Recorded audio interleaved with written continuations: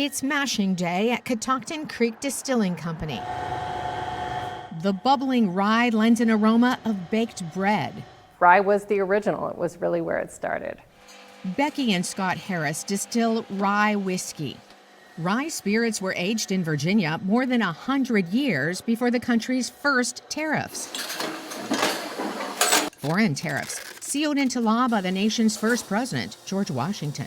Now, tariffs under the country's current president, 25% on Canada and 25% on Mexico, are upsetting this company's attempts to sell its rye whiskey abroad. This makes exports a much harder lift, right? Because anybody buying my products then has to pay that tariff. And that's something that they won't do. So not only is distribution in Mexico and Canada impacted, but also raw materials, like these glass bottles, even though they're made in America.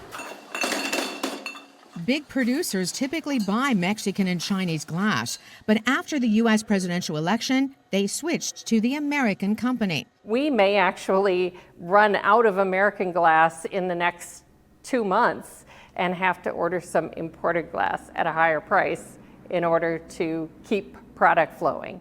The Harris's planned expansion to Mexico and Canada is crushed, with Canadian shop owners now removing their rye whiskey and other American-made liquor from store shelves. We were in process of getting an order from France, and the French distributor told us that no, it's just not a good time now for American products to go over there. President Donald Trump says imposing tariffs will motivate world leaders to stop the flow of illegal immigrants and drugs. but we need Mexico and Canada to do much more than they've done, and they have to stop the fentanyl and drugs pouring into the USA. They're going to stop it.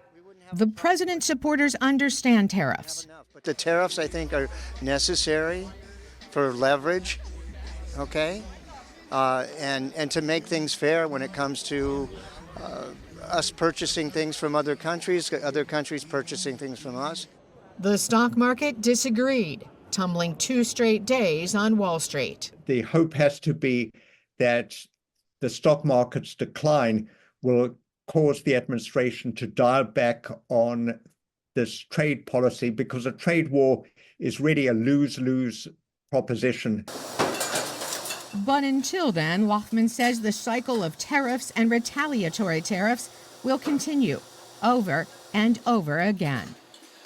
Carolyn Presutti, VOA News, Purcellville, Virginia.